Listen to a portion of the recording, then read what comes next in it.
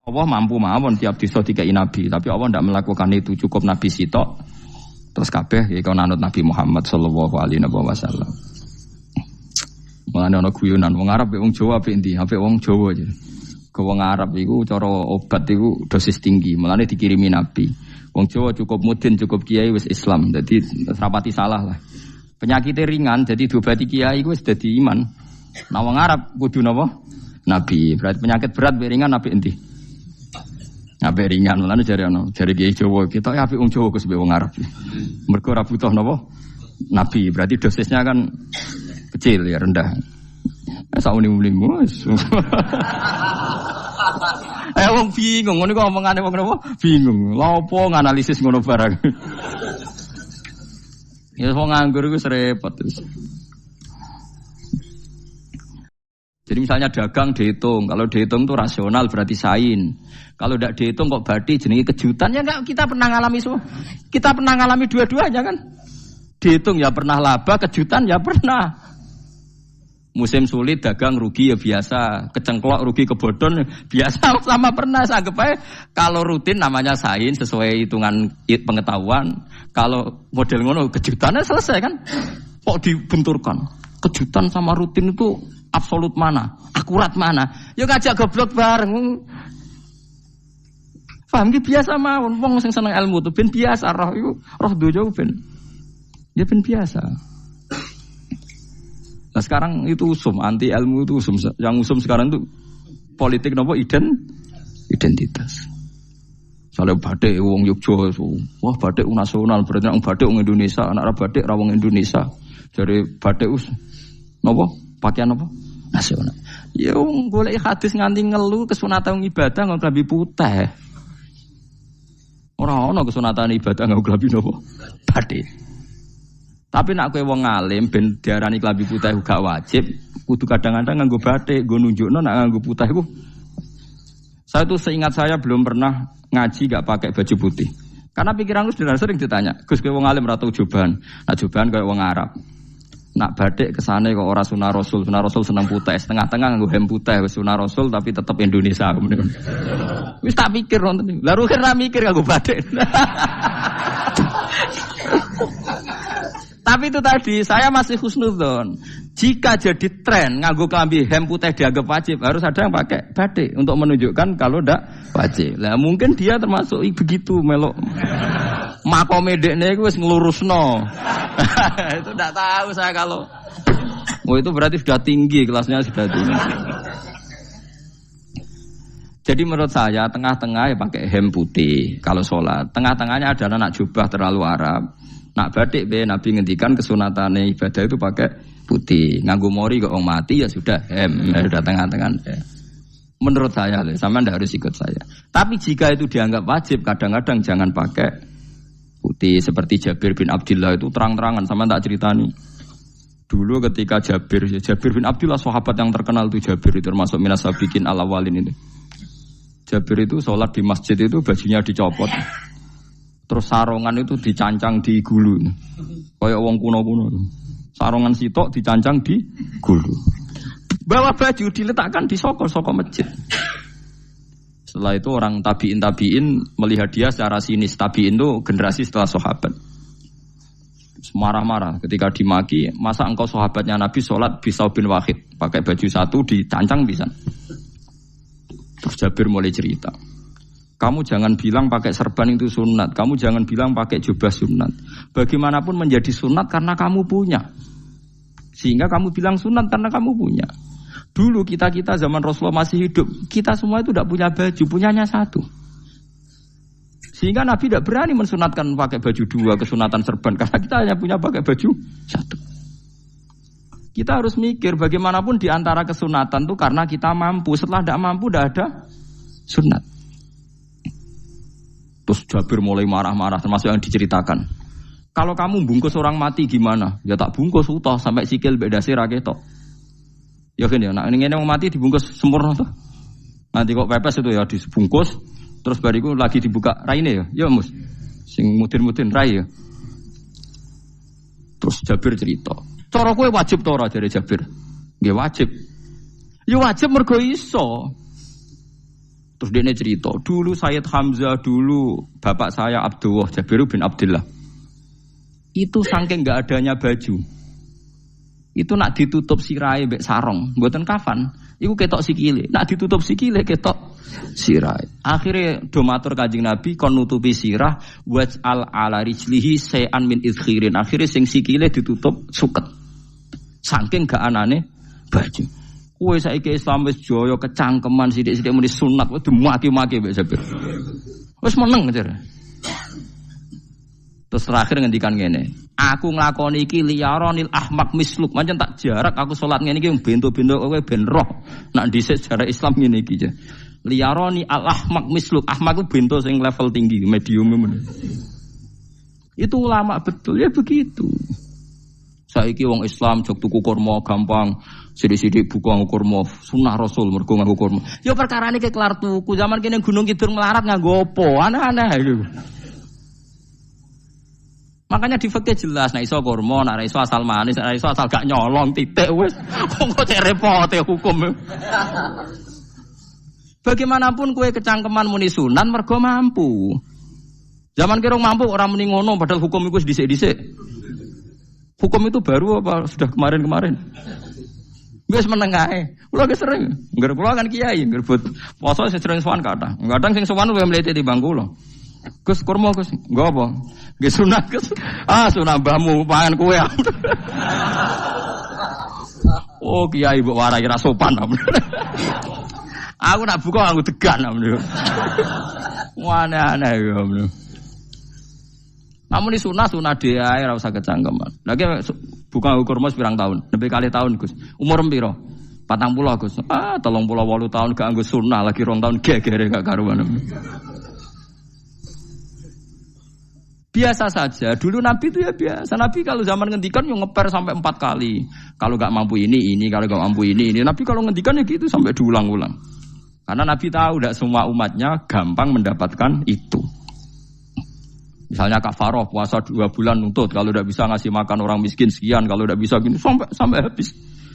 Kulo ma'rufin sedekah, kalau tidak bisa ya Rasulullah firsana satin, sampai ludus gak usah sikit tamrotin. Kalau gak bisa fabi kalimatin thayyibah, cangkem sing apik. Nek ra iso sementing aja merengut. Terakhir walau bitol qatin apa? Wajin. Itu ulama mewarisi sekian kebaikan yang diajarkan Nabi, tidak terus dipatenkan satu ngel-ngel wong akeh. Kau apa ngekek kurma khutbah bareng sumpah. Wes pangan dhewe entekno. Ya ana sing sabar. Wes kula tobat Gus mun mboten ngomong-ngomong ngono. Ya biasa saja kalau ingin sunah-sunah biasa saja. Dawe Nabi wal qasda tabluhu. Kamu itu yang biasa saja. Biasa itu ya standar saja. Ya biasa. Jadi Nabi dulu kalau melakukan sunnah itu biasa. Sunnatun sanaha Rasulullah sallallahu alaihi wasallam. Ini sunnah yang dilakukan Nabi. Tapi di luar yang azimah. Azimah itu yang wajib atau fardhu ain itu sahabat biasa. Karena bagaimanapun kita bisa begini karena mampu. Seperti Jabir tadi, orang bisa sholat pakai serban, pakai jubah karena mampu. Zaman Nabi awal Islam. Sama lihat Bilal, ada nak belodor gitu tuh. Sama lihat film Umar atau film-film Bilal.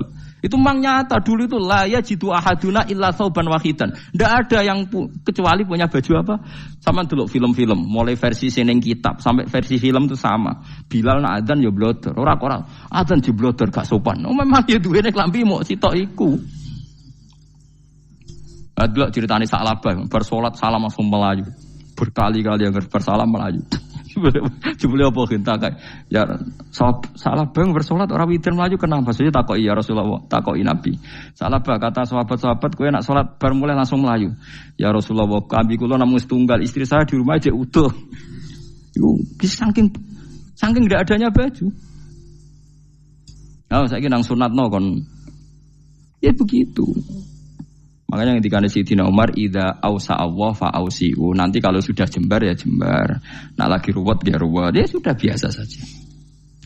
Paham ya? Jadi kalau suwun misalnya malah yudraku kullu, la yudraku napa kullu. Kalau tidak bisa semua jangan sama sekali. Jadi misalnya kita tidak bisa jubahan, tidak bisa serbanan mergo wong Arab.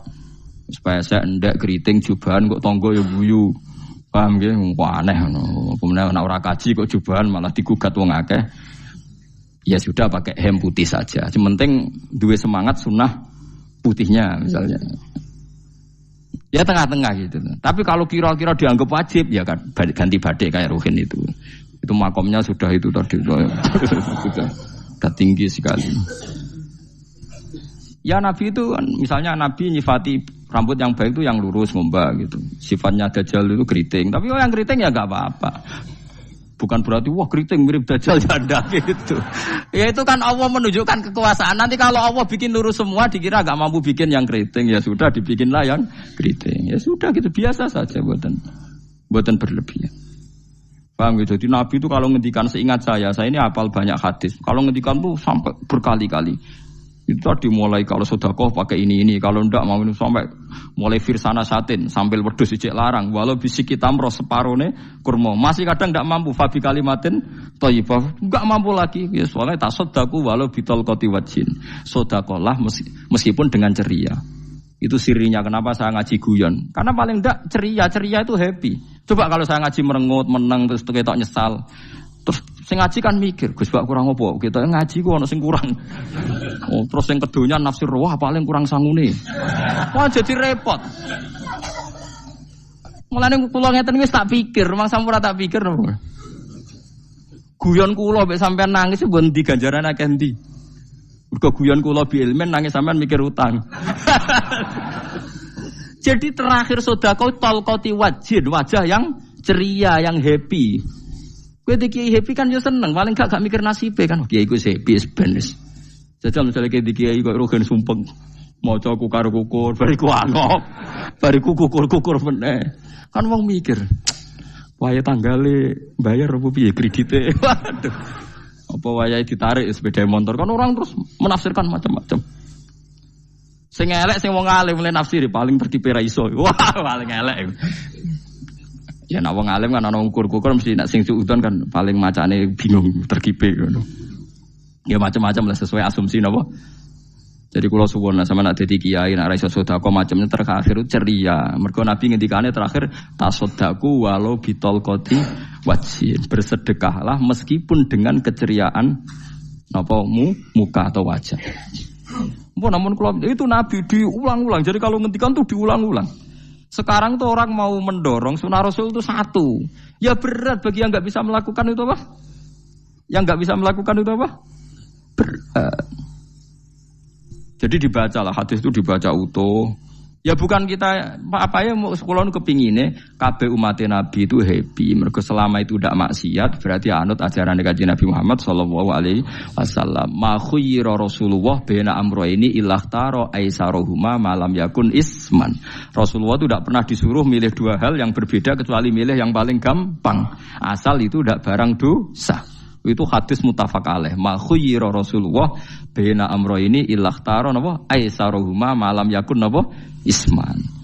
Jadi Nabi itu tidak disuruh milih dua hal, mesti milih yang paling gampang asal tidak nopo dosa. Makanya Nabi kalau ditanya ya Rasulullah sampean nanti tawaf pakai unta apa enggak? Kesel ndi? Enggak kesel melaku, ya naik unta saja. Makanya Nabi kalau tawaf dulu pakai apa? Unta. Saya ingin mulai Arab Saudi pakai MRT berkoordinasi Nabi unta atau saya ingin nganggo nopo? Kereta lingkar. Sekarang baru diperdebatkan. Cek kurang ajar itu sebenarnya tamu spesial, misalnya pejabat negara sebenarnya atau tawaf numpak kereta muter. Diarani rasah dhisik Nabi numpak unta, diarani sah cek kurang ajar ning dhuwur. Terus sampai angop-angop terus tawaf. Sampeyan muni sah ta ora ya, jujur. Muni rasah Nabi dhisik tawaf. Ngagem unta muni sah kok kurang ajar. Wah, misalnya numpak kereta asenan anggap sithik-sithik sebeng 7. Kurang ajar juga. Saat ini lebih diperdebatkan, tapi ya mbak, sing bakas ngono ben ngerti hukum sampean, ben ora anak kiai iku bingung, ulama yo mikir hukum. Iku ketok ceria kula, sampean ora bingung ora ceria. Fa aba mongko mo sapa aksarun nasi sapa akeh manusa mo ila kufuron kecuali ngafirin nikmate Allah juhudan tegese ingkar li nikmati maring nikmat haitsu qalu sekirane ngucap sapa kufar mutir nabi nawi kada mutir nadien kaeringi udan kita binawi kada sebab posisi bintang sing ngene iki walau syi'na la ba'atsna fi kulli qaryatin nadhira Walau sina umpama ngersakno ingsun Allah la ba'at nalik tine nugasno ingsun utawa ngutus ingsun fi kulli qaryatin ing dalam saben-saben daerah desa nadhiron ing wong sing ngelingno. Umpama wong ngersakno kabeh desa ya nabi, tapi kok kakek nabi malah repot kan. Yukhawifu kang ngekeki peringatan sapa nabi ahlaha ing penduduk Qaryah. Walakin ba'asnaka tetapi ning ngutus ingsun ka ing sira Muhammad ila ahli qura maring kabeh penduduk kuliah sekabehane ahli qura nadhiron khalidati nadhir khalidati nabi liya'zuma supaya gedhe apa ajruka ganjaran sira. Tapi kabeh nabi niku nggih pokoke Allah mampu mawon tiap desa dikai nabi, tapi Allah ndak melakukan itu, cukup nabi sitok. Terus kabeh iki ana anut Nabi Muhammad sallallahu alaihi wasallam. Mulane ana guyonan wong Arab wong Jawa apik endi? Apik wong Jawa aja. Ke wong Arab iku cara obat iku dosis tinggi, mulane dikirimi nabi. Wong Jawa cukup mudin, cukup kiai wis Islam. Dadi rapati salah lah. Penyakitnya ringan jadi diobati kiai iku wis dadi iman. Nah wong Arab kudu napa? Nabi. Berarti penyakit berat be ringan apik endi? Apik ringan, mulane jare kiai Jawa kita apik wong Jawa Gus be wong Arab.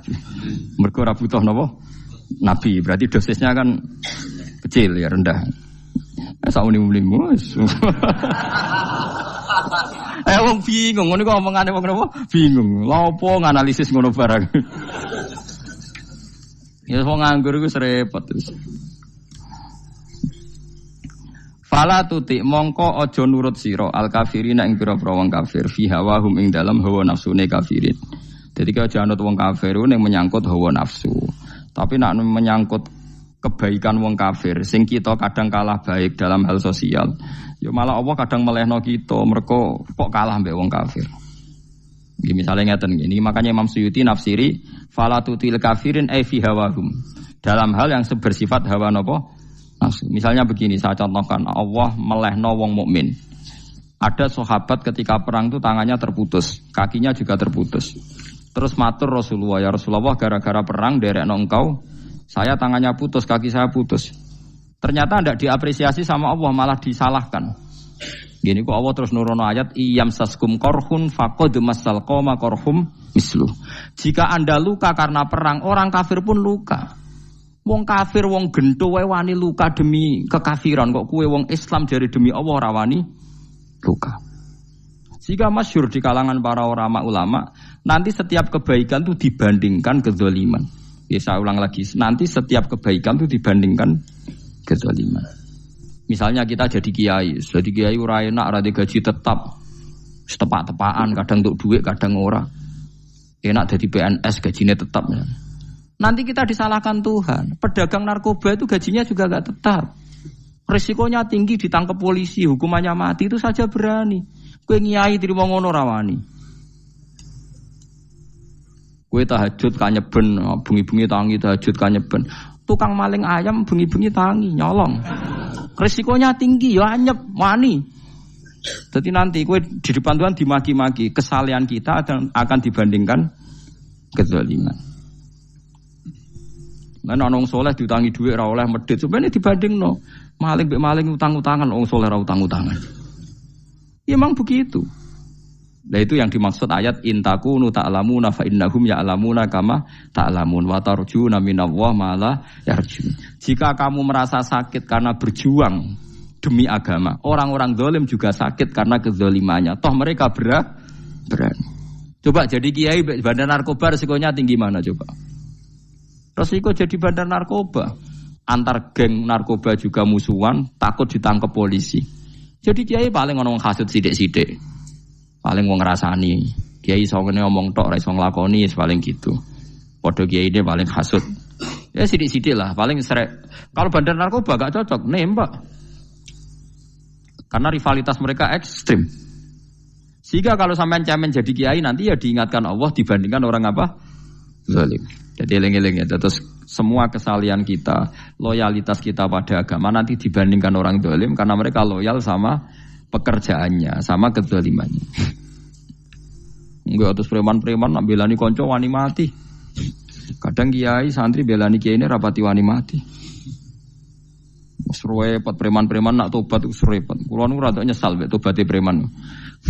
Nah ana preman teng perapatan tobat. Niku terus ning masjid, men itikaf terus mbek wong sopan. Niku ora pas sajane. Nah, tobat itu tetep ning prapatan. Sing dhisik ganggu wong disingkirno. Jadi ku tobat tenan sehingga dhisik prapatan sing gawat dadi gak gawat. Mergo sing preman gawat diganti preman sing lunah. Ora terus ning masjid ya sing iki tetep diganti generasine ngono. Mestine maksudnya mesti ora kok terus elek mboten mestine tobaté ngoten niku. Sayyidina Umar itu dulu itu menakut-nakuti orang Islam. Angger ono ndekne wong Islam wedi kabeh. Terus Abu Bakar ya wedi kabeh wedi. Suatu saat Rasulullah mlaku-mlaku ngerti Umar gulut ning ukat, menangan. Kata Rasulullah andikan yang Islam itu hebat Islam. Hanya Rasulullah berdoa wa ma'izal Islam fi Umar. Akhirnya Umar masuk Islam. Hari Kamis masuk Islamnya. Wis kira tau mikir to sadinane kula roh sadinane dongane Kamis masuk Islam Jumat. Ning omahe adike ning gone IP-ne. Kok diwacana Quran surat Toha. Bareng Islam metuki Nabi, mohon walhasil bareng Islam teng Zaid bin Arqam ning mbene Nabi terus langsung marani omahe Abu Jahal ora terus ning masjid menenge mboten langsung marani Abu Jahal. Angger ki ganggu Nabi tak pateni.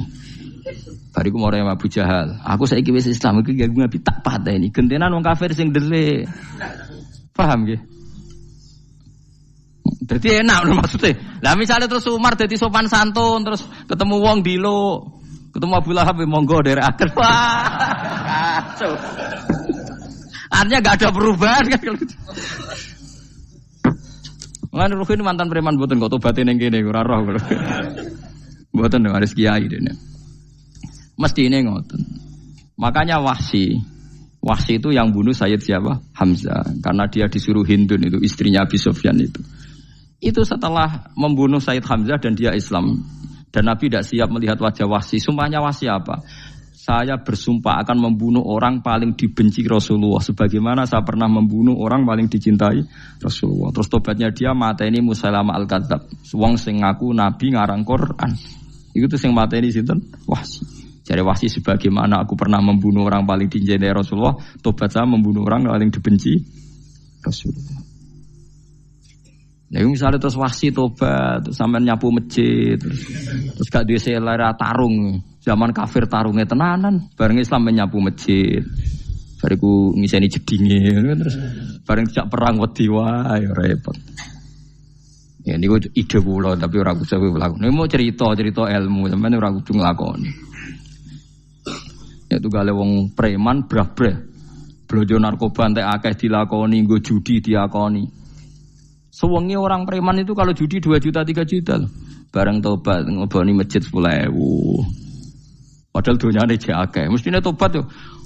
Saya zaman judi semalam 3 juta. Sekarang kalau pengajian atau ke masjid semalam 3 juta 100 lah minimal diluwei. Ora malah pas tobat nglebokno amplop masjid yo 10.000, kadang 2.000. Repot-repot. Tapi ya apik tobat, maksudnya cerita. Tidak begitu, mestinya berbanding. Paham nak sampean takok tobat itu cara ulama nggih ngoten niku berbanding. Mulane riyen Khalid bin Walid itu jadi panglima perang Islam itu. Saya masih ingat makalahnya Khalid bin Walid, fakama anni aktsartul qatla fi kufri aktsartul qatla fi Islam. Dulu ketika saya kafir adalah sangat banyak membunuh orang Islam. Perang Uhud kalah itu karena panglima orang kafir adalah Khalid. Dia cakap sekali dalam ngatur strategi perang. So Khalid itu utek elek kan. Pikirannya ala sahabat yang menuso ruhin es. Kayak wong wedok ambek apa jenenge ghanimah mesti medun. Nah, sahabat ora kabeh kaya aku kan ono kaya kue barang macam-macam. Gunung Uhud itu dhuwure mok sak musolane iki jamira Gunung Uhud kaya Merapi niku mboten. Nah kalau Merapi amanah ning dhuwur tetep ra kenek, meleyang to. Jadi Gunung Uhud itu dhuwure sak musolani mbok dhuwur putih. Wong kula nate mriko bolak-balik kan gak bisa nerung tahu. Kula kaya wong India dadi melok itikaf teng Gunung lho. Uhud. Mbok piye dalile apa ya ora roh. Lah itu Khalid bin Walid pinter, dia ketika kalah itu muter ke belakang terus ghanimah itu dilepas. Ya dulu itu dalam perang dulu tuh ghanimah itu kan perempuan sama apa? Ya sama barang-barang itu. Ketika dilepas itu dianggap sudah mengaku kalah. Ada sahabat yang kok ruhin itu udah akabiru sahabat, ada sahabat papan atas, sahabat yang seperti itulah. Sahabat kebanyakan turun ternyata Khalid itu muter terus naik dari belakang. pas sahabat turun, dia naik dari apa? Yo penak karek manai kok dhuwur, itu akhirnya kalah. Itu ya gara-gara strategi ini Khalid bin Walid. Nah terus dia bersumpah, saya bersumpah semua kecerdasan saya, semua kecanggihan saya akan saya gunakan untuk membela Islam. Nuklimake itu di perang Tabuk, di perang Yarmuk, di perang Tabuk. Itu di panglimani siapa saja yang ditunjuk Nabi itu kalah. Termasuk Ja'far bin Abi Thalib itu padahal panglima yang ditunjuk Nabi. Usamah ya kalah. Abdullah ya kalah. Semua yang ditunjuk Nabi itu mati semua. Akhirnya panglima diambil siapa? Khalid. Taruh saja gini strateginya. Anggap saja Arab itu padang pasir. Tidak sampean biar tahu bahwa orang soleh yang cerdas itu banyak. Jangan kira soleh itu tidak butuh kecerdasan, butuh. Arab itu kan padang pasir. Mau jelas gini, gambarannya apa? Padang pasir. Itu kalau perang itu kan taruh saja orang Islam itu 3.000 musuhnya 10.000. Memang kejadiannya gitu, 3.000 musuh 10.000. Itu kan berbanding berapa itu? 30 ya? 1 banding 3 ya?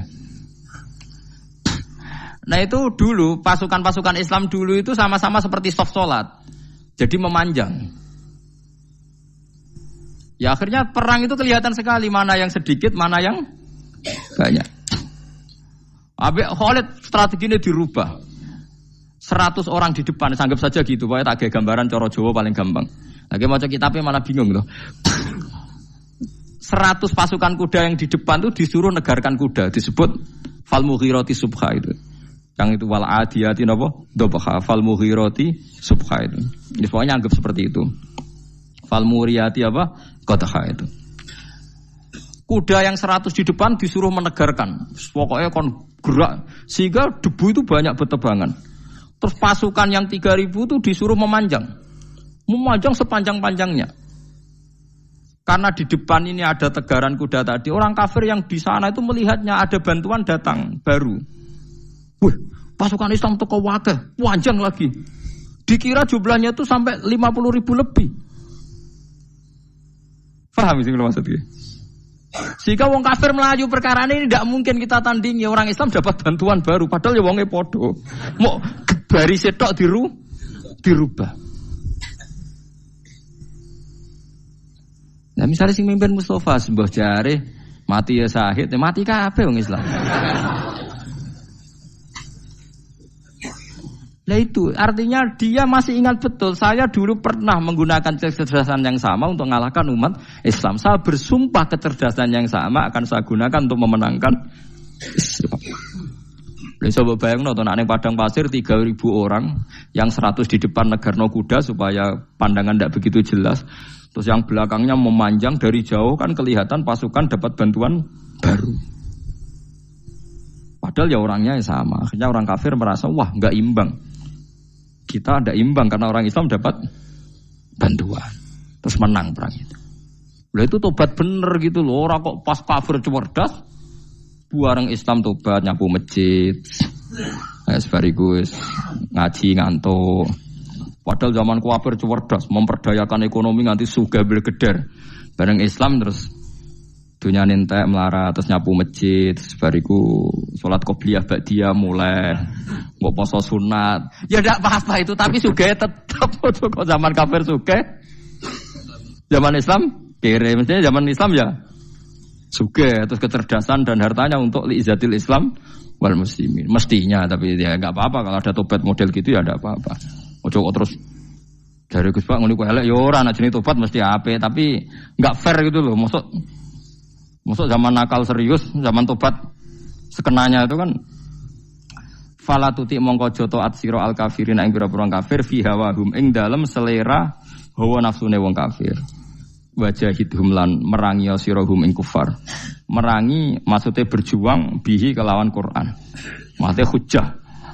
Uang iku nak merangi wong kafir nganggo Quran, ndak mesti perang iku nganggo pedang. Niki jelas kita bire ge wajah itu bihi ebil Quran. Maksudnya perang nganggo Quran itu kita melatih argumentasi atau hujah yang dengan hujah itu jelas-jelas ketok bener agama napa Islam. Wajah lan merangi sirahum ing kufar bi iklan Quran ayat Quran itu Quran jihad dan kelawan perang atau kelawan jihad kelawan berjuang kabiran kang gede. Wa wa ta'ala wa alladzi zat maraja ingkang lepas sapa Allah al-bahraini ing dua laut.